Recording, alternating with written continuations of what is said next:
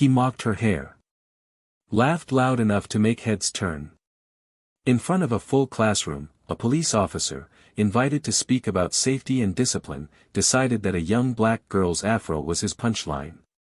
With a crooked smile and the arrogant calm of someone too comfortable in his badge, he said her hair looked like dry grass in a field fire, and jokingly offered to light it up for fun, since it clearly needed a change. The classroom froze. A few kids laughed nervously, unsure if it was okay. Others turned away, uncomfortable. But she stood there, in silence, feeling her face burn, her throat tighten, her heart pound beneath the weight of humiliation. In that moment, time slowed down. Her hands clenched. Her eyes didn't water, not yet. Not in front of him. This wasn't just a joke. This wasn't a man crossing the line. This was hate, spit-shined in a uniform, delivered with a smile, protected by silence. It was supposed to be an educational event, an orientation day about law enforcement careers and personal responsibility. That's what the school had promised. They said bringing in real-life professionals would be empowering. But instead of empowerment, she got insulted. Not for her grades, not for her behavior, not even for anything she did. Just her presence. Just her natural blackness. And while the other students watched in awkward silence, too afraid or too confused to react, the teacher stood at the back of the room, stiff and quiet, clearly shocked but saying nothing. That silence. That was the part that hurt more than the words. Because it told her everything she already suspected, that no one was going to stand up for her. Not here. Not now. Not in this school. Until something no one expected happened. Within minutes, not hours, not days, the doors to that classroom burst open. Not with noise, but with presence. Authority walked in, tall and fierce, in heels and silence. Everyone turned. The officer's smirk faded. Because the girl's mother had arrived. And not just any mother, a federal judge. A woman who had walked through fires no one in that room could imagine. A woman who had built her life not just fighting the system, but beating it. And now, she was staring down the man who had just tried to reduce her daughter to a joke. But here's the thing. This story isn't just about a racist insult. This isn't about a bad cop with a sick sense of humor. This is about power, about what happens when someone abuses it, and what happens when the person they try to humiliate turns out to be the wrong one. Because this wasn't just about that day. That insult. That moment. It was about years of quiet tolerance. About every time this man had gotten away with a comment, a look, a gesture. It was about a school that looked the other way, a system that gave him a platform, and a town that whispered but never acted. And now, standing in front of the very community that had always protected him, he was finally about to be exposed. Not by violence. Not by shouting. But by truth. Cold, sharp, and public. He tried to defend himself. It was a joke, he mumbled, eyes darting between faces. Come on, I didn't mean it like that. But the silence in the room had changed. Now, it wasn't uncomfortable, it was loaded. Heavy. Witnessing. The girl still hadn't spoken. Her mother had barely said a word either. But what was coming next, the consequences, the fallout, the karma, was something no one, especially that officer, was prepared for. Because behind that quiet entrance was a tidal wave of justice. Documents. Footage. Eyewitnesses. And a secret no one expected, this wasn't the first time he had crossed the line. It was just the first time the wrong girl stood in front of him. What happens when someone in uniform forgets that the system doesn't always protect him? What happens when the person he tried to shame walks into court with every legal weapon possible, and a reason to use them? What happens when the hunter becomes the hunted? And most of all, what exactly happened next, in the hours that followed that moment in the classroom? How did a single insult spiral into an investigation that would shake the entire town, and destroy a man's career in a matter of days? Stay with us. Because this time, he messed with the wrong girl. And the way her family fought back will leave you breathless. Before we begin today's story, we want to speak directly to every black viewer watching this. You matter. Your voice matters. Your hair, your culture, your presence, they all matter. Here at Plow of Twist, we stand firmly against all forms of racism and discrimination. This channel is a space of justice, healing, and powerful storytelling. Now, get ready for a story that will move you, challenge you, and, most of all, inspire you. And if you're new here, make sure to hit that subscribe button and support more stories that deserve to be heard. Enjoy the story. The morning sun had barely risen over the quiet streets of Greenville, North Carolina, casting long shadows on the sidewalks as children made their way to school. The town was one of those places that looked peaceful on the outside: manicured lawns, old oak trees lining the streets, neighbors who waved at each other out of habit more than warmth, but underneath, it carried a history written in silence. A silence that black families like the Johnsons had learned to navigate with caution and pride. It wasn't the kind of place where you expected things to change, and definitely not the kind of place where people like Amara Johnson were supposed to stand out. But she did. Amara was 15.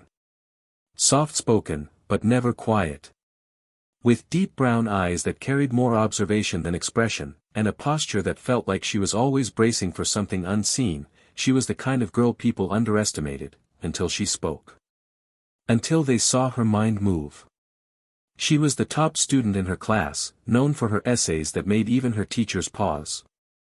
She didn't talk back, but she didn't shrink either. Her hair, a crown of thick, beautifully coiled curls, was a point of both pride and resistance, because in a school where black students were the minority and natural hair was still seen as bold, every strand of her afro was a declaration. She had dreams that stretched far beyond Greenville. She wanted to study constitutional law, follow in the footsteps of her mother, or maybe break new ground entirely. Her favorite place was the public library. Her favorite thing to do was read court cases and annotate the margins.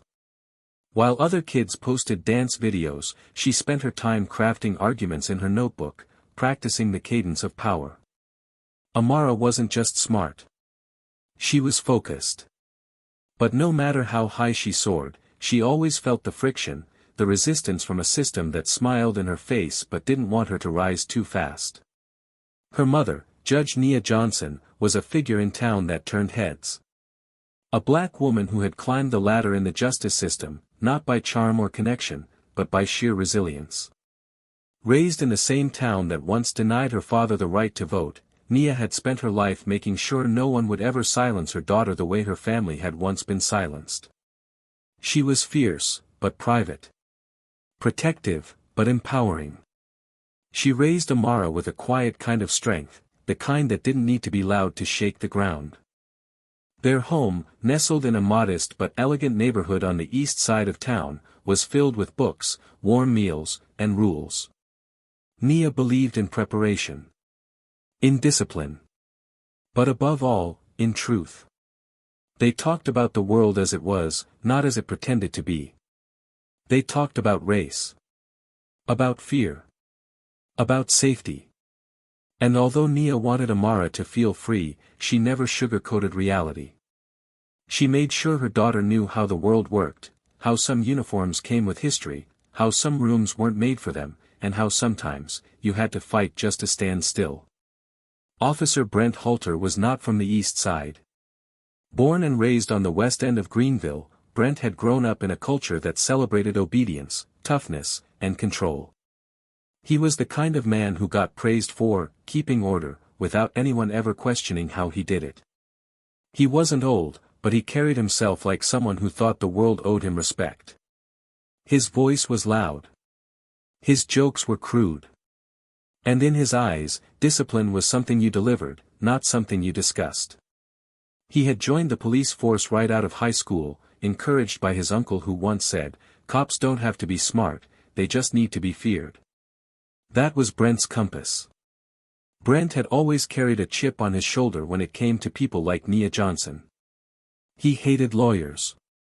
Hated judges even more. Especially ones who didn't look like him. There was a rumor around town that he had lost a misconduct case in court years ago, and that the ruling judge had been Nia. Whether it was true or not, Brent never forgot the name. And when the school reached out asking for officers to speak at a student orientation about careers in law enforcement, Brent volunteered. He wasn't asked. He insisted. Said it was his duty to shape young minds. But what he really wanted was a chance to walk into a room and feel like the smartest person in it. The school was under pressure. There had been a string of complaints the year before from parents of color. Accusations of unfair treatment. A teacher who had compared civil rights leaders to rioters. An incident where a white student called a black peer jungle hair and faced no consequence. So when the principal planned the new orientation event, she wanted optics. Diversity panels. Guest speakers. A tone of progress. That's why she approved Brent's participation, because on paper, he looked like a decorated officer. And no one dared look deeper. The morning of the event, Amara had spent extra time on her hair. Not to impress anyone. Not to perform. Just to feel herself. She wore her favorite yellow sweater, the one her mother had bought her after she aced her midterms. She had no idea the moment she walked into the auditorium that she would be walking into a fire. The event started slow. Teachers giving dry intros. Students trying to stay awake. Then Brent walked up to the microphone. He didn't use notes. He liked to speak from the heart. He talked about rules. About crime. About how respect was earned, not given. And slowly, his words started drifting into dangerous territory. He spoke about how young people needed to look the part if they wanted to be taken seriously. Then he scanned the crowd, eyes landing on Amara. He chuckled. Called her out. You, sweetheart, what's your plan after school? Lightened matches in the backyard? With that kind of hair, I'd stay away from open flames. A few scattered laughs. A few gasps. Amara froze. He wasn't smiling anymore. His face twisted into something smug, something mocking. She tried to look away, but the weight of every stare in the room pushed her deeper into her seat. Her ears rang. Her chest tightened. That day was supposed to be about opportunity. And now, she was a target. The teacher didn't intervene. The principal stayed in her seat. The officer kept talking. Moved on like nothing had happened. But something had happened. Something irreversible. That moment would ripple through hallways, households, and headlines. But no one knew that yet. No one knew that Nia Johnson was just minutes away from walking into that school. No one knew that Amara wasn't just a student. That her family carried tools sharper than any insult. That this wasn't going to be forgotten. That justice was already on its way, in heels, with a briefcase, and with more authority than anyone in that room had ever seen. Because what Brent Halter didn't realize, was that the fire he tried to spark with his words. He had just poured gasoline on the wrong match. Amara sat at the edge of her bed that evening, legs drawn up to her chest, arms wrapped tightly around her knees. The room around her was still, yet her mind was a hurricane. The silence wasn't comforting, it was loud, buzzing with every face that had turned toward her in that auditorium, every snicker, every eye that had seen her not as a student, but as an object of ridicule. She hadn't cried at school. Not on the walk home. Not even when she'd seen her mother's car screech to a stop in front of the school building earlier that day. But now, alone, with the walls of her bedroom filled with posters of powerful black women and handwritten quotes about strength, her chest finally gave way. Her breath hitched, and she let it out in a single, broken sob. Downstairs, Nia was pacing. Not storming, not yelling, pacing. Controlled. Intentional. Every step measured like a chess move. Her heels clicked softly against the hardwood floor as she clutched her phone, fingers swiping through contacts and records. She had seen the look on her daughter's face when she arrived. A look she hadn't seen in years. One she'd fought like hell to protect her from. Nia had faced 1,000 battles in court, dismantled flawed arguments, challenged prejudice in high places, but nothing had ever stirred the fire inside her like seeing her daughter shamed in front of her peers by a man who wore a badge. At the kitchen table sat Mr. Reynolds, the school principal, stiff-backed and clearly uncomfortable. Nia had called him directly after picking up Amara, demanding an immediate sit-down at her home. Not in his office. Not at the school. Here. On her turf. I want to know who approved his presence, Nia said, voice calm but cutting. Who decided a man with that record was qualified to speak to children? Reynolds cleared his throat, avoiding eye contact. Officer Halter is a decorated officer in the community. We've worked with him before, decorated by whom? Nia snapped before he could finish. You mean the citations written by his buddies? You ever look at his complaints file? You ever ask what kind of officer jokes about setting a child's hair on fire? Reynolds stuttered, his fingers twitching against the cup of untouched coffee in front of him. There was no physical harm. The moment was misinterpreted. Out of context. Amara, now standing quietly at the bottom of the staircase, stepped forward. Her voice was steady, but her eyes betrayed the fire building within. There was no misunderstanding. He looked me in the face. He wanted everyone to laugh at me. And they did. Reynolds opened his mouth, but Nia raised a hand to silence him. You've got 2 days to issue a formal apology. Not just to my daughter, but to every black student in that school who's been made to feel small while you did nothing. And I want a statement in writing. If you don't, I'll go to the district board. And I won't stop there. Outside, the air was thick. Greenville had always hidden its stains behind polite smiles, but the cracks were showing now. The incident had already begun to circulate through texts and whispers. A student had recorded part of the exchange. It wasn't high quality, but the audio was clear.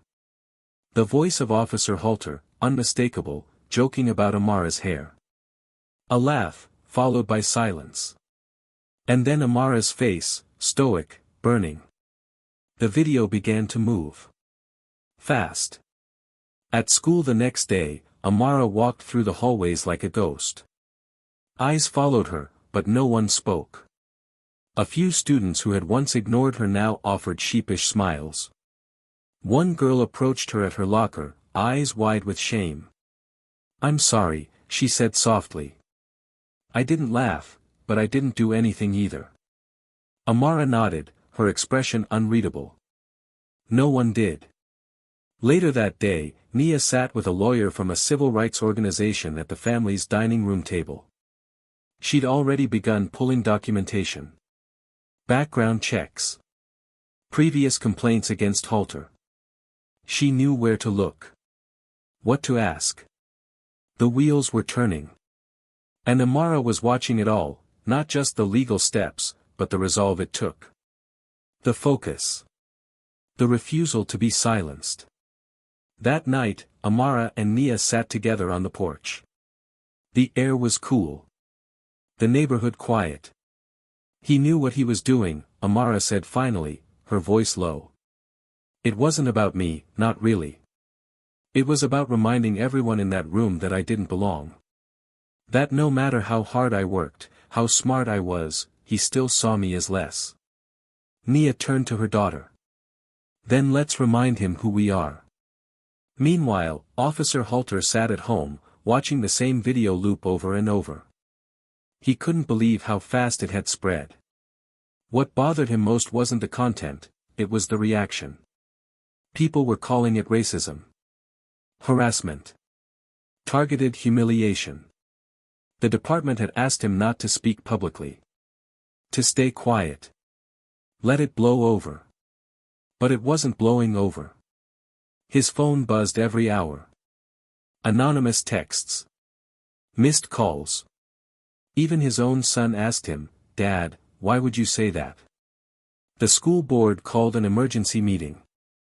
The superintendent released a vague statement about reviewing speaker protocols. And then came the reporters. The news trucks. The community leaders who had once called Brent Halter a hometown hero suddenly weren't returning his calls. The mask was slipping. And Brent knew it. But he still didn't think there would be real consequences. He still believed the uniform would protect him. That the town would forget. That the heat would die down. He didn't know that Nia was already preparing a formal complaint to the Department of Justice.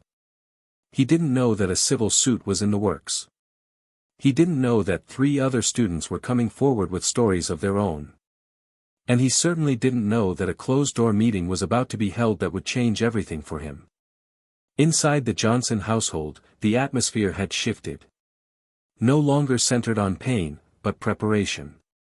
Amara spent her evenings reading legal texts, studying past civil rights cases. Nia kept folders on the kitchen counter, each marked and color-coded. They spoke less now, but when they did, it was with purpose. With vision. They weren't reacting. They were building. At school, the tension was rising. Students whispered in classrooms. Teachers looked over their shoulders. The principal was under scrutiny. And for the first time, conversations about racism weren't just happening behind closed doors, they were happening in the open. Loud. Messy. Necessary.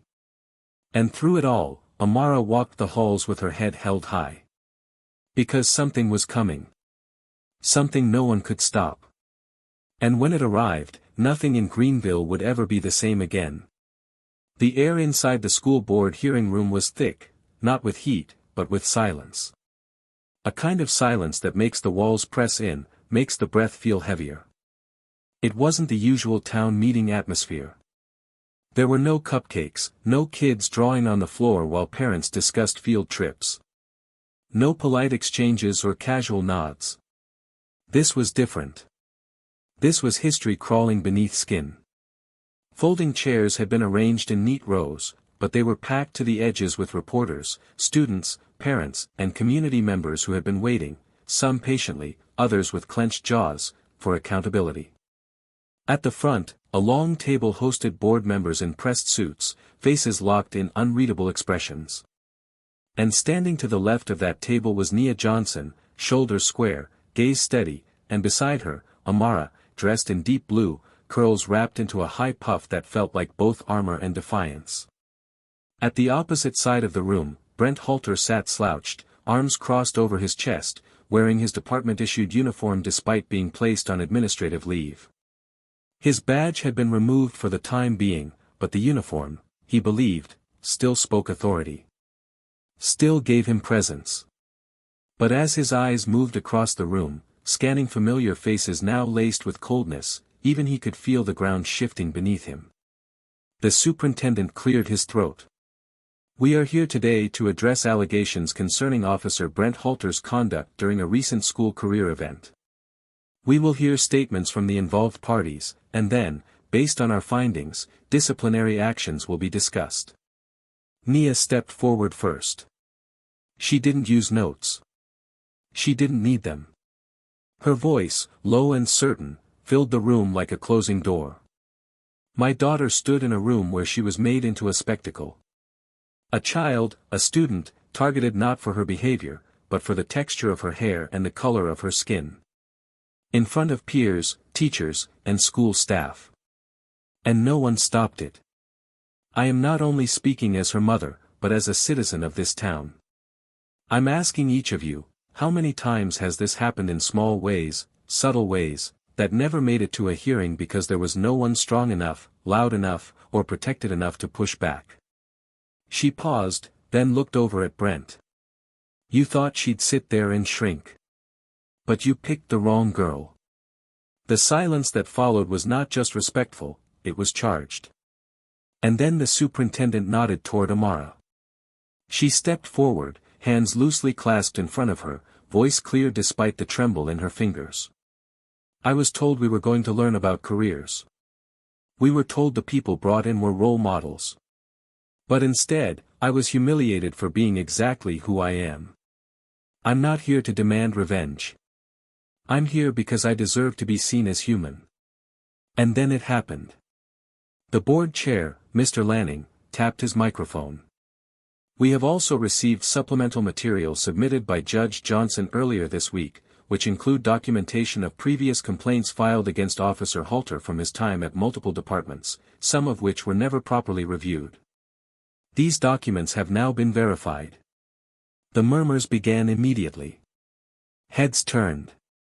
Brent shifted in his seat, his face stiffening. He leaned forward slightly, trying to regain footing. "That's not admissible," he said loudly. "Those cases were dropped. They were never proven. They were never pursued," Nia said sharply, eyes narrowing. "There's a difference." Lanning continued, now pulling up printed pages. "One of the cases involves the use of unnecessary force on a black teenager outside of a convenience store. Another notes an internal complaint by a fellow officer citing racially charged language during a traffic stop. Both had been buried in departmental backlogs. I served this town for 15 years, Brent snapped, voice rising. I've put my life on the line more times than anyone in this room. And now, because some girl didn't like a joke, you're going to erase all of that?" The room didn't flinch. Nia stepped closer. "This isn't about a joke," she said quietly, her voice sharper than any shout. "This is about a pattern. A pattern you thought no one would ever challenge. You didn't see a person when you looked at her. You saw a symbol of something you don't respect. And the moment you made her hair your punchline, you revealed everything about who you are." Brent looked around, searching for support, but the faces staring back were unmoved. Tired. Some angry, some disappointed, but none willing to defend him now. One of the teachers in the audience, a white woman who had taught at the school for 12 years, stood slowly. "I was in that room," she said, voice hesitant but determined. "I didn't laugh. I didn't stop it either. And I should've. I'm sorry, Amara. I failed you." Another hand rose. A junior, one of Amara's classmates. "He did the same thing to my brother 2 years ago. Made a joke about his hoodie making him look like a criminal. We didn't say anything because we thought no one would believe us." Now the wave was building. The silence was breaking. Person after person stood, each sharing moments, memories, fragments of a bigger story that no one had ever dared piece together. Brent's jaw clenched tighter with each voice. His leg began to bounce beneath the table. His confidence, once a wall, now crumbling one word at a time. Finally, the board announced a recess. The room emptied slowly, people whispering, watching. Brent tried to make his way out, but a voice stopped him in the hallway. "You could have just said sorry," Amara said. Her voice wasn't loud, but it cut deep. "You could have admitted it was wrong. But instead, you made it worse." He stared at her, eyes dark, face unreadable. "You don't know what it's like to have the whole town turn on you." She held his gaze. "No. But I know what it's like to be treated like I don't belong in my own skin. So maybe we're not that different after all." That night, headlines exploded. Officer Halter under fire. Greenville faces reckoning. The video, once circulating quietly, had reached national outlets. What followed wasn't just outrage, it was a movement. Students organized town halls. Parents called for policy changes. The school board faced pressure to implement anti-bias training across the district. And behind all of it, Amara stood at the center, not as a victim, but as a catalyst. But the storm wasn't over. A federal investigation had quietly opened behind the scenes. Nia had filed the necessary paperwork days before the hearing. And the evidence now under review wasn't just about one comment. It was about a legacy of silence, and a woman and girl who finally dared to speak. Brent still didn't understand the full gravity. He still thought it would fade. That if he laid low long enough, the town would move on. But what he didn't know, what no one had expected, was that this wasn't the end of the story. It was just the beginning. Because the consequences he was about to face would reach far beyond Greenville. And the justice that was coming? It was louder than laughter. A week later, the hallway outside the courthouse buzzed with tension, its cold white lights doing little to soften the sharp edge that hung in the air. Reporters clustered near the doors, microphones angled, cameras rolling, waiting for any soundbite, any moment that might define the story they had all come to chase. The words, "federal inquiry," had changed everything. This wasn't a school matter anymore. It wasn't just a town issue. It had escalated into a national conversation, and right at the heart of it stood a 15-year-old girl who had once just wanted to go to school, get good grades, and go home in peace. But now, Amara walked into that building like a symbol, of resistance, of dignity, of the storm that had been ignored for too long. Nia walked beside her daughter, hand on her back, quiet but present. She hadn't rehearsed a speech for this day. She didn't need one. Every step they took was already speaking louder than anything she could write down. The Department of Justice hearing was closed to the public, but key witnesses, community members, and legal teams had been invited inside. Brent Halter sat near the front, wearing a suit instead of his uniform this time, his badge stripped indefinitely. His lawyer whispered urgently into his ear, but Brent wasn't listening. His eyes were fixed on the girl who had undone him with nothing but the truth. Inside the chamber, the judge presiding, a black man in his late 50s with a reputation for unshakable fairness, called the room to order. No cameras. No recording. Just the raw, undistilled power of the truth unfolding in a space where consequences had finally caught up to comfort. One by one, testimonies were given. A former colleague of Brent's stepped forward, voice tight, clearly nervous. There were always comments, he said, glancing at Brent. Things he'd say when no one else was around. Little jokes. Racial stuff. At first, I thought he was just trying to get a rise out of people. But over time, it stopped feeling like jokes. It felt like who he was. Another voice followed. A student who had graduated 2 years ago.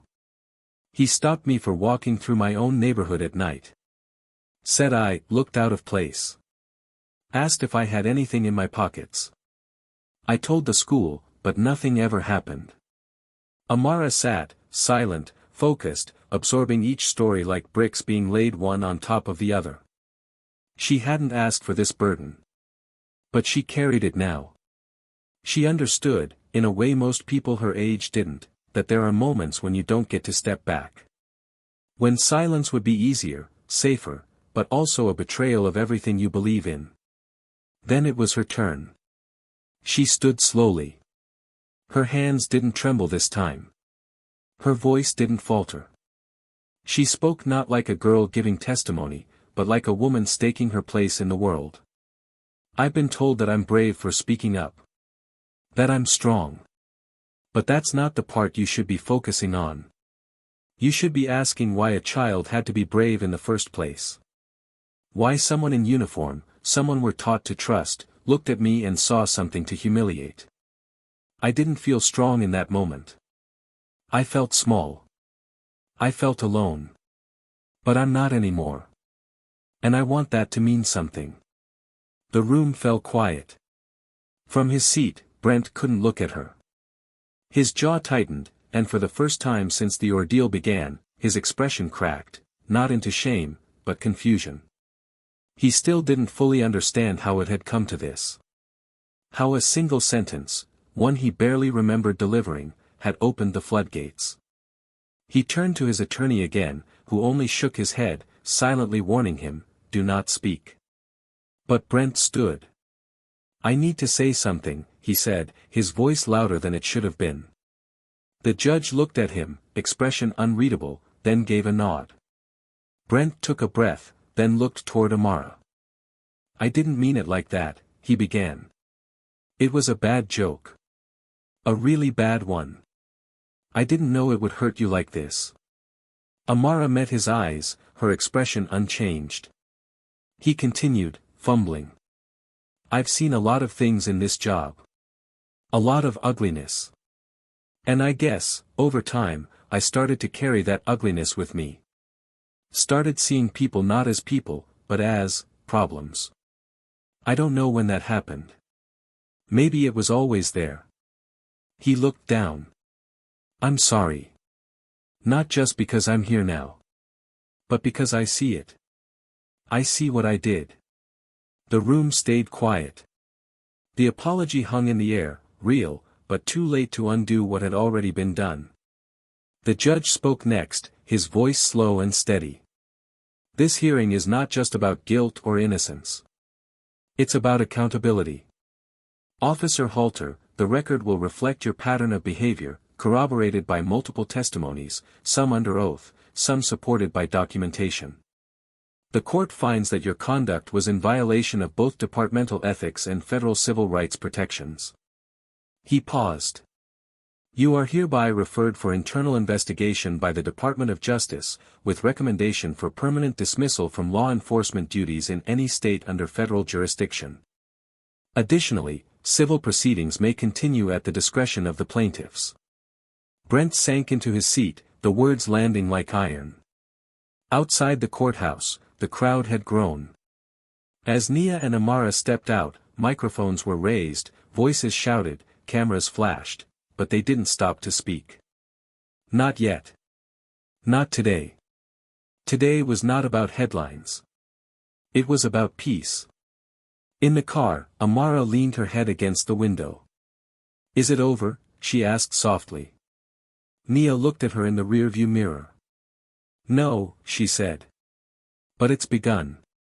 For the first time in weeks, Amara smiled. It wasn't big. It wasn't loud. But it was real. Because she had walked through fire, and come out holding the match. In the days that followed the federal hearing, the town of Greenville shifted in a way that could be felt but not easily described. It wasn't loud. It wasn't some instant eruption. But in grocery stores, on neighborhood walks, in school hallways and Sunday church benches, something had broken open, a collective reckoning, slow and uncomfortable, like a town forced to look in the mirror after decades of pretending the cracks weren't there. People talked. They whispered, then questioned, then debated. Some resisted the change, holding tightly to their old stories, trying to paint what had happened as an overreaction, a political stunt, or worse, a personal vendetta. But those voices were smaller now, drowned out not by anger, but by awareness. The kind that can't be reversed once it takes hold. Inside Amara's home, the atmosphere was quieter than it had been in weeks. Not silent like before, when shame sat in the air like smoke, but settled. Grounded. Nia returned to work at the courthouse, her steps just as firm, her presence somehow even more respected. Colleagues passed her in the hallways with new eyes, not because they pitied her, but because they had seen her fight in a way that made them uncomfortable, made them admire her, made them reevaluate the boundaries of power and protection. She had shown the town something they hadn't expected from her. Not because they thought she wasn't capable, but because they never thought she'd need to unleash it. Amara was back at school, and though her days were technically normal, the way people interacted with her had changed entirely. Some students kept their distance, unsure of what to say. Others walked by and nodded, small gestures that seemed to carry weight. A few tried to apologize in roundabout ways, saying things like, "You're really brave," or "I'm glad you said something." But Amara didn't crave their admiration. She didn't need to be anyone's symbol. She still got up every morning with a stomach that twisted slightly before walking into that building. But she walked in anyway. One afternoon, in the school library where she liked to study between classes, she found herself sitting across from Mr. Carter, her English teacher. He was in his 50s, white, always quiet during staff meetings, always watching more than speaking. He gently closed the book he'd been grading and looked at her. "I owe you an apology," he said, folding his hands together. "Not for what I did, but for what I didn't do. I saw it that day. I heard it. And I said nothing. Amara studied him. She didn't rush to fill the space between them. "Why didn't you?" she asked finally. He sighed, and for a moment, she thought he wouldn't answer. But then, he did. "Because I didn't want to make it worse. I thought staying silent was the safe thing to do. Safe for me, for you, for the school. But I realize now that silence never protects the right people. It only protects the ones who cause harm." She nodded slowly, not out of forgiveness but recognition. What he said was real. And real mattered more than perfect. That evening, a town hall was held at the local community center. Organized not by the school board or the mayor's office, but by a group of students and parents, most of them from the marginalized side of town that never got much airtime. Nia had been invited to speak, but she declined. Instead, she encouraged Amara to go in her place. The center was packed. Folding chairs lined every wall. The air was heavy again, but this time with anticipation, not fear. Amara stood on the small stage, holding a microphone with both hands. She wasn't used to addressing crowds, but there was a steadiness in her posture now. A new kind of presence. "I didn't plan any of this," she began. "I never asked to be at the center of it. But I also never asked to be humiliated for who I am. And when it happened, I had a choice. Stay silent and let it fade, or speak. Not just for me, but for everyone who's ever felt small in a room they had every right to be in." The room exhaled. Heads nodded. It was quiet, but not passive. It was the sound of people listening with their whole selves. In the back of the room, a local pastor stood and raised his hand. "You spoke the truth," he said. "But now comes the question we all have to face: what do we do with that truth?" That was the dilemma hanging in the air now, not just for the town, but for Amara herself. She had become a symbol whether she wanted to or not. And with that came weight. Responsibility. Expectations. She had the power to move people, but she also felt the pressure of knowing every word she spoke now mattered in ways it hadn't before. Later that night, as she and Nia sat together on their back porch beneath a soft, cool sky, Amara asked a question she hadn't dared to before. "Do you ever regret speaking up? When you were younger, when you started in law, were there ever moments you thought, maybe if I just kept quiet, life would have been easier?" Nia sipped her tea slowly, eyes fixed on the stars above them. She was quiet for a moment, then said, "There were moments when I was scared. Moments when I felt alone. But never once did I regret telling the truth. Not once." Amara leaned her head on her mother's shoulder, eyes closing, heart slowly catching its breath. But across town, in a small house near the outskirts, Brent Halter sat alone in a darkened room, watching the recording of the town hall on his TV. His eyes were tired. His hair unkempt.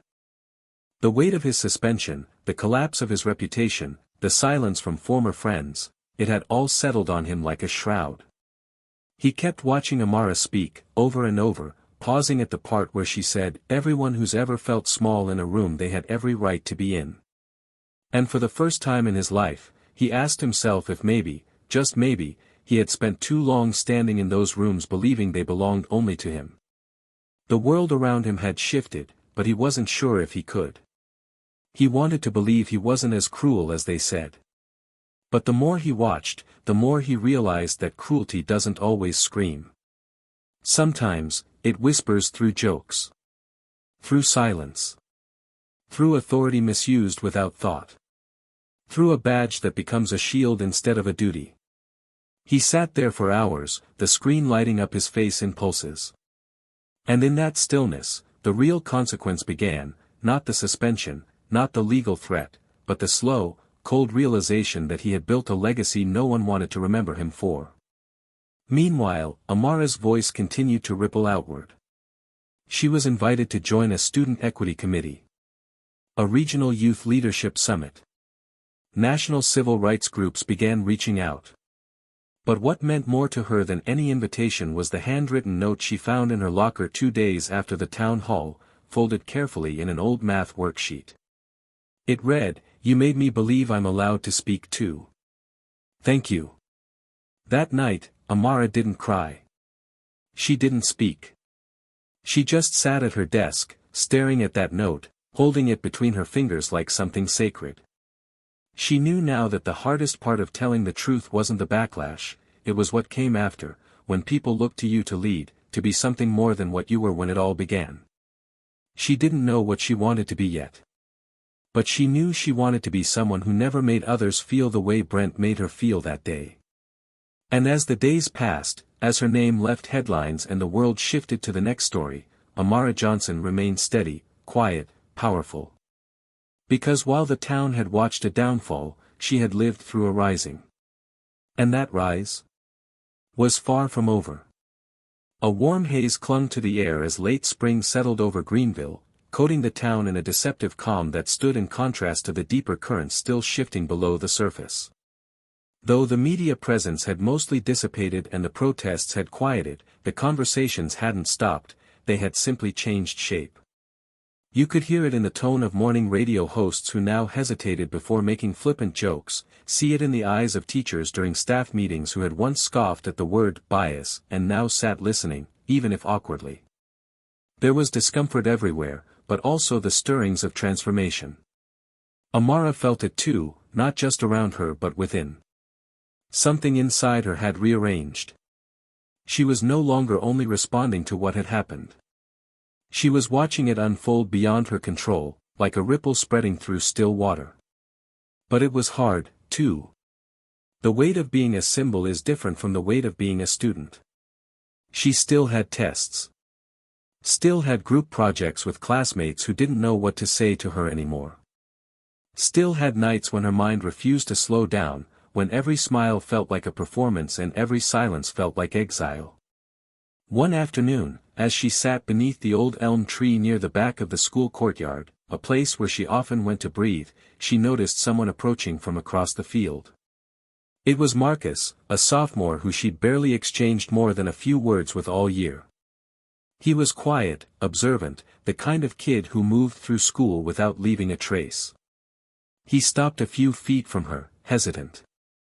"I saw you on TV," he said, looking down at the grass. "I saw what you said. It meant something." Amara nodded slowly, unsure where this was going. But he didn't walk away. Instead, he sat down beside her, not too close, not demanding her space, but close enough that it felt deliberate. "My brother," he started, then paused. "He was stopped last year. Walking back from the gas station. They made him put his hands on the hood of the car. Said he matched a description. He was 14. They never told us what the description was." Amara didn't speak. She just listened. And that was enough. His voice dropped lower, cracked slightly. "He never told anyone except me. I didn't know what to do with it. But when I saw you speak, I guess I wanted to tell someone who would get it." She finally turned to him. "I do. I get it." They sat there for a long time after that, not speaking, just letting the wind move through the branches above them, the leaves whispering things they couldn't say out loud. For Amara, that moment wasn't about being a leader. It was about being human. And it reminded her that what had happened wasn't just her story, it was part of a larger truth. A web of silences finally unraveling. Back at home, Nia was facing a different kind of storm. The legal inquiries surrounding Brent Halter had widened. Several other families were now coming forward with testimonies, some about conduct that spanned years, incidents previously buried under bureaucracy or fear. Nia found herself being contacted not just as a judge, but as a guide. People wanted her advice. Her voice. Her strength. But with that came conflict. The lines between mother, judge, advocate, and citizen were beginning to blur. At dinner, she and Amara sat across from each other, both quiet, both tired. "I feel like I'm being pulled in 10 directions, Nia said softly, pushing her plate away. "I want to protect you. I want to make sure this town doesn't go back to sleep. I want to be fair. But sometimes those things, they don't fit together. Amara tilted her head. You don't have to carry it all, Mom. Nia smiled weakly, eyes filled with something ancient and weary. That's the thing, baby. Black women always do. Even when we're breaking, we hold everything together. Amara reached out, placed her hand over her mother's. Then maybe it's time we let some of it go. Later that week, the school hosted a forum, a last-minute event organized by the district to demonstrate healing and accountability. There were speeches, planned apologies, policy updates. It was neat. It was rehearsed. It was safe. Amara watched from the third row, arms crossed, expression unreadable. She heard the principal recite words that had clearly been approved by a legal team. She heard other teachers express commitment to change, but she could feel the performance in it. The difference between someone saying they're sorry and someone knowing why they should be. Afterward, while people mingled over coffee and pastries, Amara slipped out the side door. She didn't need cookies and slogans. She needed honesty. And she found it unexpectedly that night in a place she didn't expect, the back pew of the church her grandmother once took her to, where she now sat alone, staring at stained glass windows lit only by streetlight. She didn't hear the door open, but she heard footsteps, and when she turned, her breath caught slightly. It was Brent. Not in a uniform. Not in a suit. Just in jeans and a jacket, carrying nothing but his presence. He looked thinner. Older. Like the weight of everything had finally landed. He didn't sit next to her, just behind, a row away. I figured I might find you here, he said quietly. She didn't respond. I've been thinking about everything, he continued, voice almost a whisper. Trying to understand where I went wrong. Not just that day. All of it. Still, Amara said nothing. I thought being a cop gave me the right to speak over people. To judge them. To scare them if I had to. I thought I was protecting something. But now I'm not sure what it was I thought I was protecting. Amara finally turned her head slightly. And what do you think now? Brent exhaled, slow and shaky. I think I used the badge to cover up parts of myself I didn't want to look at. And now I have to live with that. She nodded once. You do. He paused. I'm not asking for forgiveness. I'm just trying not to be that person anymore. There was a long silence. Then Amara stood, walked to the end of the pew, and turned toward him. Her voice was calm, even. You can't undo it. You can't unhumiliate someone. But you can stop pretending it didn't matter. She walked out then, not needing to hear his reply. Some things didn't require closure. Some things were better left unfinished, if only because the pain they caused could never be neatly resolved. Outside, she looked up at the night sky, the stars scattered like quiet witnesses. Her breath fogged the cool air as she pulled her jacket tighter around her. This wasn't just as tied up in a bow. This was messy. Hard. Real. But it was progress. And that, for now, was enough. As she walked down the sidewalk, away from the church, her phone buzzed. A message from the editor of the local student magazine asking if she'd be willing to write something for their next issue. Your voice matters, the text read. If you're ready. She smiled faintly. Maybe she was. The following week unfolded in slow, deliberate rhythm, like the final pages of a long, heavy novel, each moment thick with emotion, each interaction carrying the residue of everything that had already happened. Amara sat in her room one night, the glow from her desk lamp washing over her face as she stared at the blank page on her laptop. The cursor blinked like a heartbeat. She had said yes to the editor of the school magazine, unsure of what exactly she'd write, but certain that she had something worth saying.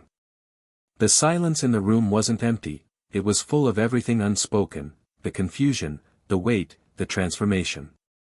Her fingers hovered over the keys as she tried to find where to begin. It wasn't just a story anymore. It was her legacy forming in real time. Downstairs, Nia was curled into the couch with her laptop open, reading through updates from the Department of Justice. The case was moving forward. Civil suits had been filed by multiple families.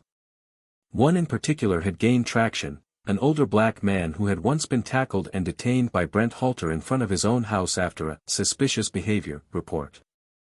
The man had never spoken about it before. Now, he was ready. The dominoes were still falling, and Nia watched it unfold with quiet resolve. She wasn't celebrating. Justice didn't feel like a party, it felt like standing up in a storm and refusing to be moved. The next day at school, Amara walked through the hallways with a different kind of stillness inside her. She wasn't trying to prove anything anymore. She had already proven it. But the stares hadn't stopped. Some kids looked at her with admiration. Others with discomfort. There were still those who whispered. Still those who rolled their eyes when her name came up. But what had changed was her relationship to it all. She didn't need to be liked. She needed to be real. As she reached her locker, she was met by her friend Tasha, who leaned against the row with a soft smile. "You good?" Tasha asked, her voice warm but cautious. Amara nodded. "I'm getting there."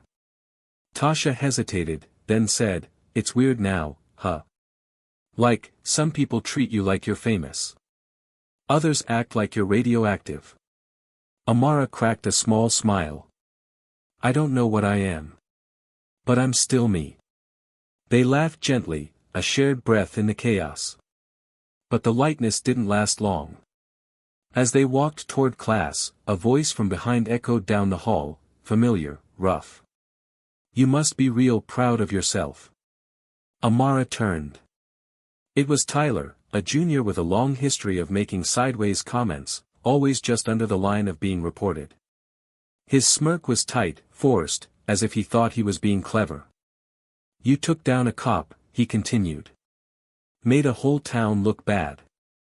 Must feel great." Amara didn't flinch. She looked at him, eyes steady, voice calm. "You think the town looks bad because I told the truth? Or because of what the truth revealed?"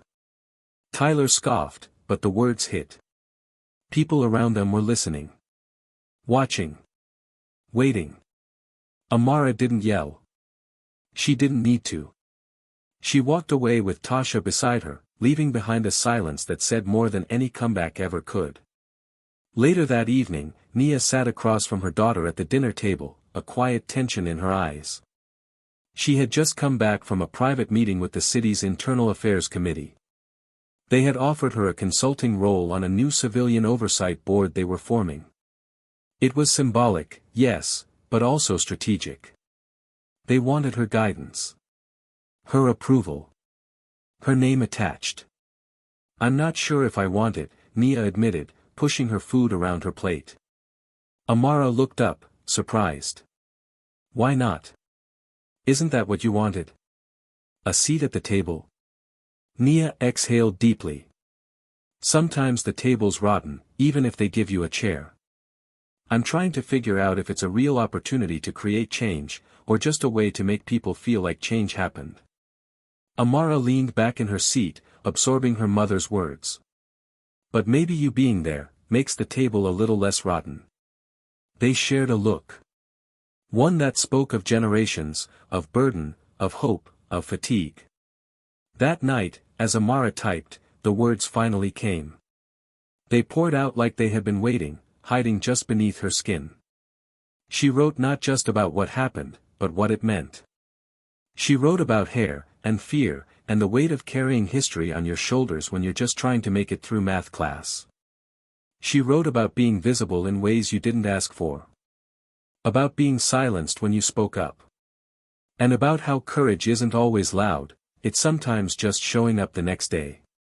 When she finished, she didn't reread it. She just hit send. A few days later, the magazine hit the school in print. Her article was the center spread. Copies disappeared quickly. Some students folded theirs into backpacks. Others left them wide open on tables. Teachers referenced it in class.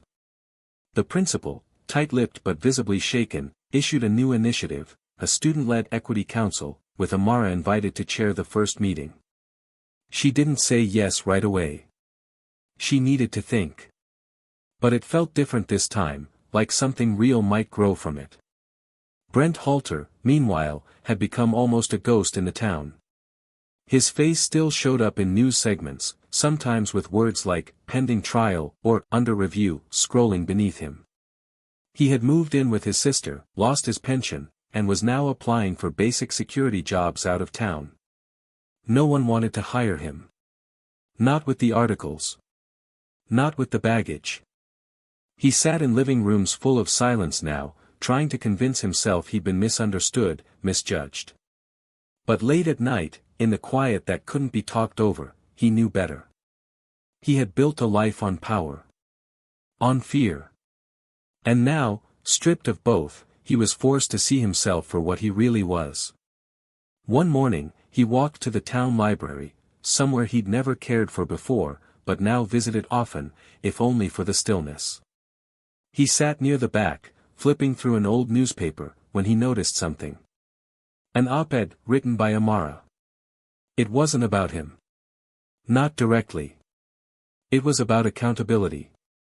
About what real justice looks like. About how apologies are meaningless without change. He read it twice. Then sat back in the chair and stared at the ceiling. In another part of town, Amara stood on a small stage at a youth summit, holding the microphone like it was an extension of her hand. Her speech wasn't about pain, it was about rebuilding. She talked about creating new systems, not just dismantling broken ones. About what it meant to carry truth without letting it harden you. About how resistance isn't always protest, it can be education, art, mentorship. When she finished, the applause wasn't wild, but it was deep. Grounded. A standing ovation not just for what she said, but for who she had become. And back at home, Nia watched from a live stream, tears quietly sliding down her cheeks. She didn't clap. She just sat there, heart full, knowing that her daughter had walked through fire, and was still standing. Because this story was never about revenge. It was about reckoning. And from that reckoning, something powerful had bloomed. Not just in Amara, but in every voice that now dared to rise. Summer arrived with a quiet brilliance that wrapped the town of Greenville in golden light and long, thoughtful days. The buzz had died down, but its impact lingered, like the memory of thunder after a storm. People walked differently, talked differently, paused longer before speaking. Real change doesn't scream, it settles, slowly, into the bones of a place. And that's what had begun. Not a miracle, not a revolution, but a shift. A necessary one. It showed up in small ways, new training policies passed by the school board, books added to the library shelves, hallway murals painted by students that celebrated identity rather than silence it. The fear of conversation had faded, replaced with an uncomfortable but welcomed urgency. There were still those who resisted, still whispers in the corners, but now, they were quieter than the truth. Amara's final months of school were filled with new responsibilities, but also new clarity. She accepted the invitation to chair the Student Equity Council, not because she wanted a title, but because she understood the power of guiding something from the inside. The group wasn't perfect, it stumbled through its first few meetings, hesitated to speak boldly, but she didn't let that frustrate her. She had learned that growth wasn't instant.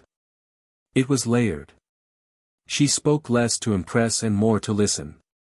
And when she did speak, people leaned in, not out of obligation, but because her words carried the weight of something earned. She found strength not just in being heard, but in helping others find their own voice. And that shift, from victim to architect, was what defined her most. Nia, too, found herself stepping into a new chapter.